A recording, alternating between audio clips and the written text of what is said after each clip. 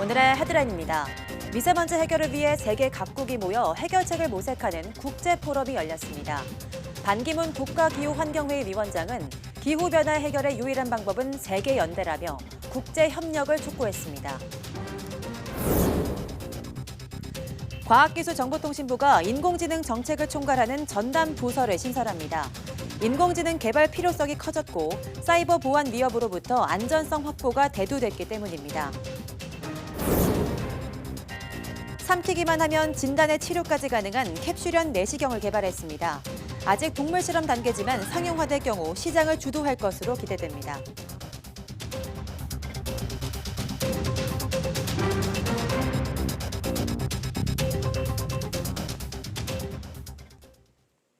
여러분 안녕하십니까? 11월 5일 사이언스 투데이입니다. 미세먼지 고농도 시기인 겨울이 다가오면서 이달에만 벌써 두 차례 전국에 고농도 미세먼지가 나타났습니다. 이러한 미세먼지 문제를 해결하기 위해 세계 각국 전문가들이 한자리에 모였습니다. 최소라 기자입니다. 중국발 황사와 함께 찾아온 미세먼지. 황사는 물러갔지만 대기가 정체되면서 미세먼지는 주말 내내 곳곳에서 나쁨을 기록했습니다. 이 같은 문제에 대응하기 위해 각국 전문가들이 모여 해결 방안을 모색했습니다. The only way to tackle the global challenges that we face today is through solidarity. Global challenges require global solution. 한국은 최근 마련한 미세먼지 단기 대책을 소개했습니다. 미세먼지 고농도 시기인 12월에서 이듬해 3월까지 석탄 화력발전소를 절반 가까이 가동 중단하고 노후경유차 110만여 대의 운행을 금지하는 겁니다. 청정 대기 지역으로 알려진 호주는 폐기물 소각을 강력히 단속하는 등 20여 가지 방법을 통해 2030년까지 초미세먼지를 60% 가까이 줄일 수 있다고 봤습니다. Breaking down the silos. They include clean cooking, renewables for power generation, energy efficiency for households, energy efficiency standards for industry, electric vehicles. These measures would provide an additional 20%. 독일은 대기오염의 주범으로 자동차를 지목하며 자동차 생산업체에 규제를 강화하는 방안 등을 제안했습니다. To make car use less attractive, raise the costs for car use. So if you have to pay for parking, then it may distract you to use the car and turn to alternatives, public transport and cycling. 세계 각국의 환경 분야 전문가 등 모두 350여 명이 참석해 미세먼지와 기후변화 해법을 논의하는 포럼은 오늘까지 계속됩니다. YTN 사이언스 최소라입니다. 네, 지난주 정부의 미세먼지 특별대책 발표가 있었는데 중국발 미세먼지 대책이 빠졌다는 지적이 있었습니다. 서울에서 한중 환경장관회의가 열렸는데 우리 정부가 중국발 미세먼지에 대한 우려를 표시하자 중국은 협력을 약속하면서도 이 베이징 미세먼지 농도가 크게 개선됐다는 입장을 밝혔습니다. 황선욱 기자입니다. 중국 미세먼지의 영향은 계절별로 차이가 있지만 30%에서 최대 70%로 추산됩니다. 그런 만큼 조명래 환경부 장관은 먼저 중국발 미세먼지에 대한 우려부터 전달했습니다. 중국에서 발생하는 미세먼지에 대한 우리 국민 여러분의 우려를 전달하였고 고농도 미세먼지 발생 빈도와 강도를 낮추기 위한 우리 정부의 대책을 설명하였습니다. 비간지의 중국 생태환경부 장관은 베이징의 미세먼지 개선 사례를 구체적인 수치까지 대고 설명하면서 국제사회에서 매우 드문 경우라고 강조했습니다. 以北京为例啊，这个也就是从13年以来到今年啊，这个也就5、6年的时间，我们的 PM2.5是下降了将近50%，我们的二氧化硫是下降了70%到80%。 한국은 이번 회의에서 대기 분야 협력에 관한 맑은 하늘 계획 이행 방안에 서명하고 정책과 기술 교류, 공동 연구 등을 강화하기로 했습니다. 이에 따라 우선 다음 달부터는 미세먼지 예보, 경보 등에 관한 정보를 공유하게 됩니다. 또 오는 23일과 24일 일본에서 열리는 한중일 환경장관 회의에서는 한중일 장거리 대기오염 물질 연구 보고서도 처음 공개됩니다. 이 자료는 지난해 중국의 반대로 공개가 무산됐는데 세 나라 사이 미세먼지 이동 경로 정보 등이 담겨 있습니다. 따라서 미세먼지 책임 소재 규명과 중국의 협력을 이끌어내는데 도움이 될 것으로 기대됩니다. 이번 회의에서 양국은 또 일본 후쿠시마 원전 오염수의 직접적인 해양 방류는 국제협약 위반이라며 공동 대응하기로 했습니다. YTN 홍순욱입니다. 미국이 파리 기후변화 협약 탈퇴 절차에 공식 돌입했습니다. 마이크 폼페이오 미 국무장관은 현지 시간 4일 성명을 내고 미국은 파리 협약에서 탈퇴하기 위한 프로세스를 시작했으며 협약 규정에 따라 유엔에 공식 탈퇴를 통보했다고 밝혔습니다. 워싱턴 포스트는 이와 관련해 최종 탈퇴가 이뤄지면 미국은 파리 기후변화 협약을 지지하지 않는 유일한 국가가 된다고 지적했습니다. 트럼프 미국 대통령은 지난 2017년 6월 파리 기후변화 협약 탈퇴를 선언했습니다. 네, 우리나라에서 미세먼지 영향이 심각해지는 가운데 인도의 대기 오염 수준은 사상 최악으로 치닫고 있습니다. 항공편 차질이 속출하고 휴교령도 잇따르는 등 시민들의 일상을 위협하는 수준입니다. 김희준 기자입니다. 시내가 온통 잿빛으로 물들었습니다. 자동차는 한치 앞을 내다보기 힘든 위험한 주행을 하고 마스크를 쓰지 않은 시민을 찾아보기 힘듭니다. पोल्यूशन की वजह से आंखों में काफ़ी जलन हो रही काफ़ी और सांस लेने में थोड़ी दिक्कत हो रही गले में पूरा वो यहाँ पे दिक्कत है गले के अंदर पूरा. 수도 뉴델리에선 대기질 오염 지수가 최대치 999로 치솟은 지역이 속출했습니다. 심각 단계인 500을 훌쩍 넘는 역대 최악의 기록입니다. 초미세먼지 농도도 세계보건기구 안전기준치의 25배를 넘었습니다. 델리주 총리가 델리는 가스실로 변했다고 토로할 정도입니다. 대기오염이 이처럼 심각해지면서 인디라 간디 국제공항을 오가는 항공기 30여 편이 회항했습니다. 아예 취소 연기되는 비행편도 잇따랐습니다. 당국은 보건 비상사태를 선포하고 5일까지 휴교와 공사 중단 명령을 내렸습니다. 각급 학교에 500만 개 마스크가 배포되고 차량 이부제 등 다양한 대책이 나왔지만 시민들의 고충은 여전합니다. I feel terrible. It's pathetic. I feel like moving out as well because I'm pretty young and I'm still like on a stage of building up my life. 추수가 끝난 뒤 논밭을 태우는 연기와 힌두 축제 불꽃놀이 등이 인도의 고질적인 대기 오염의 주범입니다. 특단의 대책 없이 인도 국민의 건강이 고스란히 위험에 노출돼 있습니다. YTN 김희준입니다. 과학기술정보통신부 내 인공지능을 총괄하는 전담부서가 생기고 정보보호와 방송통신 정책 전반을 담당하는 컨트롤타워가 마련됩니다. 과기정통부는 행정안전부와 함께 이런 내용이 담긴 과기정통부 2차 관실 조직 개편 내용을 발표했습니다. 이에 따라 정보통신정책실에서는 데이터와 인공지능 융합 서비스 개발을 지원하는 인공지능 기반 정책관이 새로 마련되고 정보보호와 방송통신 정책을 종합적으로 담당할 네트워크 정책실이 신설됩니다. 또 증가하는 사이버 보안 위협에 대응해 현재 정보보호 정책관의 업무를 확대해 정보보호 네트워크 정책관으로 만들 방침입니다. 이번 조직 개편은 최기영 과학기술정보통신부 장관 취임 이후 처음 이뤄진 겁니다. 과기정통부는 인공지능 정책을 총괄하는 전담부서 신설 필요성이 커졌고 5G 등 초고속 네트워크 확산으로 안전성 확보가 절실한 상황이라며 개편 배경을 설명했습니다.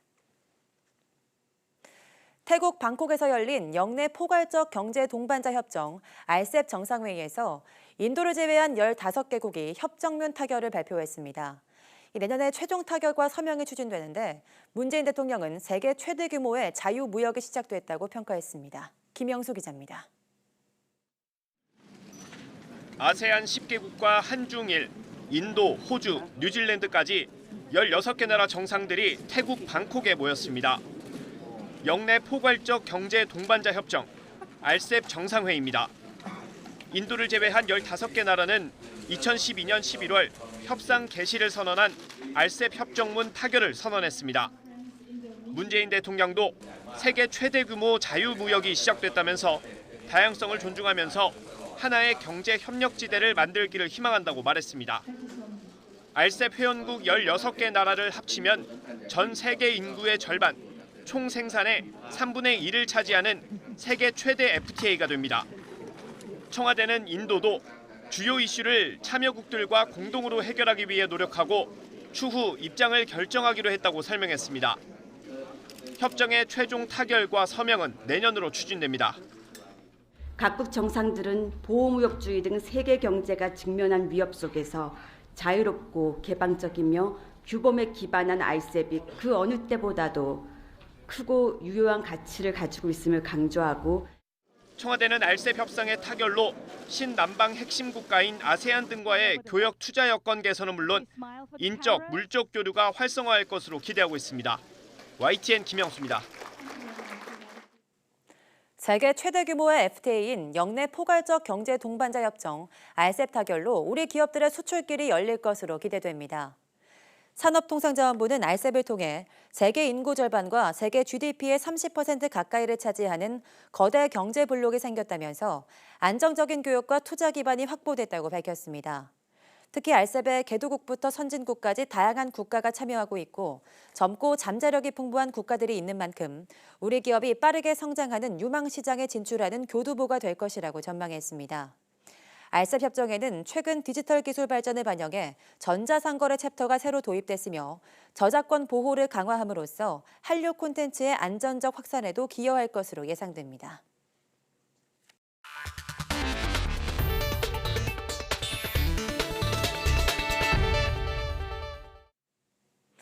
네, 건강검진 해보신 분들은 내시경을 가장 힘들어하시죠. 국내 연구진이 알약처럼 삼키기만 하면 자율적으로 움직이며 진단이 가능한 캡슐형 내시경을 개발했는데요. 여기에 조직 채취와 약물을 바로 전달할 수 있는 치료 기능까지 추가했다고 합니다. 김진두 기자입니다. 지름 1cm, 길이 3cm, 백원동전보다 작은 캡슐형 내시경입니다. 이 내시경을 마치 약처럼 삼킨 뒤 자기장을 걸어주면 마음대로 조종할 수 있습니다. 앞에 달린 카메라로 위와 장을 실시간으로 확인하고 사진도 찍습니다. 환자에게 주는 부담을 최소화하면서 내장의 이상 여부를 진단할 수 있는 겁니다. 여기에 새로운 기능도 추가됐습니다. 캡슐 안에 미세 칼날을 넣어 이상 부위의 조직을 깎아 가져오는 조직검사 모듈. 병이 의심되는 부위에 약을 직접 투입하는 약물 전달 모듈. 그리고 병이 의심되는 부위를 염색하는 표식 모듈로 의사가 수술할 때 병변을 다시 찾는 수고를 덜 수 있습니다. 아직 동물 실험 단계에 머무르고 있고 조직검사 시료를 회수하는 기술 등 해결해야 할 과제도 있습니다. 수술을 하지 않거나 절개 범위를 최소화하는 장점 때문에 마이크로 의료로봇을 둘러싼 국제 경쟁은 치열합니다. 이제까지 연구만 머물던 마이크로봇의 실용화 작업도 속도를 내기 시작했습니다. 하지만 세계에서 가장 앞서 있어 상용화할 경우 시장 판도를 바꿀 수 있다는 점에서 주목할 만합니다. YTN 김유두입니다. 골관절염 유전자 치료제 인보사를 둘러싼 의혹과 관련해 코오롱 생명과학 임원들이 구속을 면했습니다.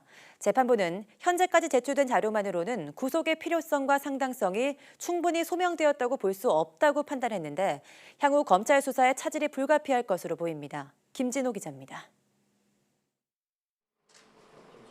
코오롱 생명과학 김모 상무와 조모 이사가 검찰과 함께 법원으로 들어옵니다.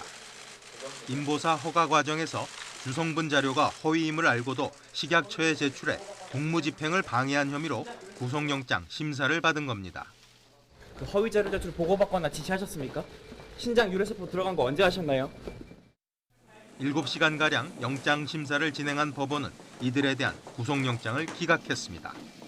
재판부는 현재까지 제출된 자료만으로는 구속의 필요성과 상당성이 충분히 소명되었다고 볼 수 없다고 설명했습니다. 인보사 사태는 지난 3월 식약처가 약의 세포 성분이 다른 것을 확인해 유통과 판매를 중지하며 시작됐습니다. 인보사는 연골세포가 담긴 1핵과 형질전환 연골세포가 담긴 2핵으로 구성되는데 미국 판매를 위한 임상시험에서 2핵에 연골세포가 아닌 신장세포가 담긴 게 확인된 겁니다. 이 신장세포가 종양을 유발할 수 있다는 사실이 알려지며 파문이 커졌고 결국 지난 7월 식약처는 품목 허가 취소 결정을 내렸습니다. 코오롱 측은 개발 때부터 성분은 같았고 이름만 잘못 알고 있었다며 안전성과 유효성에는 문제가 없다고 입장을 밝혀왔습니다. 인보사 사용 환자들과 시민단체 등의 연이은 고소 고발은 물론 당시 식약처와의 유착 의혹까지 제기됐던 상황. 하지만 5달가량의 수사에도 불구하고 검찰이 실무 임원들의 첫 신병 확보에 실패하면서 최종 책임자인 이웅열 전 코오롱그룹 회장은 물론 당시 식약처 책임자들에 대한 수사에도 빨간불이 켜졌습니다. YTN 김진호입니다. 기존 이동통신사보다 요금이 절반가량 저렴한 알뜰폰의 인기가 요즘 시들합니다. 이동통신 3사의 2만 원대 보편 요금제 출시로 가격 경쟁력이 낮아졌고 최근에 5G로 가입자 이탈이 확대하고 있는데요. 이런 가운데 국민은행이 알뜰폰 최초로 5G 상품과 월 7,000원대 요금제를 앞세워 시장에 진출했습니다. 김현우 기자가 취재했습니다. 반값 요금제로 한때 돌풍을 일으킨 알뜰폰. 올해 1월 가입자 800만 명을 돌파하면서 전체 이동통신 시장에서 12%까지 점유율을 올렸지만 이후 하락세를 거듭하고 있습니다. 올해 중반을 넘기면서 가입자 감소세가 이어지고 있습니다. 이동통신 3사가 5G 상용화에 맞춰 물량 공세에 나섰기 때문입니다. 지난 9월 기준으로 알뜰폰은 이동통신 3사에 가입자를 더 뺏겨 2만 6천여 명 순감했습니다. 이동통신 3사의 2만 원대 보편 요금제 도입과 5G 상용화가 맞물려 알뜰폰 매력이 줄어들면서 올해는 가입자 수 증가율이 1%대까지 급락한 상태입니다. 이런 위기의 알뜰폰 시장에 국민은행이 도전장을 내밀었습니다. 모바일 뱅킹 가입자 1,500만 명과 막강한 마케팅 기반을 통해 가입자를 모으겠다는 전략입니다. 금융과 통신이 융합이 됨으로써 고객님들의 일상생활이 굉장히 편리해진다는 것을 직관적으로 보여드리고 싶은 게 저희 목표입니다. 알뜰폰 최초로 5G 가입이 가능하고 각종 금융상품과 묶으면 최대 월 7,000원대까지 요금이 낮아집니다. 대규모 자본용, 이를 통한 할인 혜택, 전국적인 유통망, 이것들을 고려해 봤을 때 어느 정도 승산이 있다 이렇게 분석해 볼 수 있습니다. 다만 현재 알뜰폰 사업을 영위하고 있는 기존 중사업자들과 어떻게 상생할 것인지에 대해서도 전문가들은 알뜰폰이 성장하기 위해서는 제조사의 단말기 수급 확대와 통신망 사용료인하 정책이 절실하다고 지적합니다. YTN 김현우입니다. 무선 이어폰이 인기를 끌며 해외 직구로 사는 소비자가 늘면서 불만도 함께 급증한 것으로 나타났습니다. 한국소비자원은 올해 1월부터 6월까지 접수된 해외 직구 무선 이어폰에 대한 소비자 불만이 119건으로 지난해 28건이었던 것과 비교하면 4배 넘게 늘어났다고 밝혔습니다. 잘 들리지 않는 등 품질 불량에 대한 내용이 53%로 가장 많았고 배송되지 않거나 지연된 문제가 29%, 사이트가 없어지거나 사업자가 연락되지 않는 경우도 15.5%였습니다. 직구로 가장 많이 산 무선 이어폰 가격대는 5만 원 미만이 40%로 가장 많았는데 대부분 중국의 샤오미와 QCY로 이 제품들에 대한 불만이 많았습니다.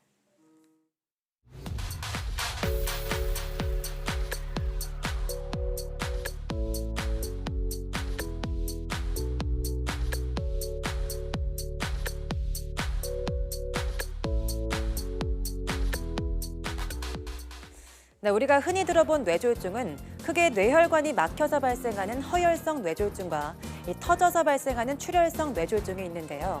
이 중 허혈성 뇌졸중이 바로 뇌경색입니다. 뇌경색 증상의 특징은 갑자기 발생하는 신경학적 이상인데요. 오늘은 사이언스 투데이 내문 보고서에서 더 자세히 이야기해 보겠습니다.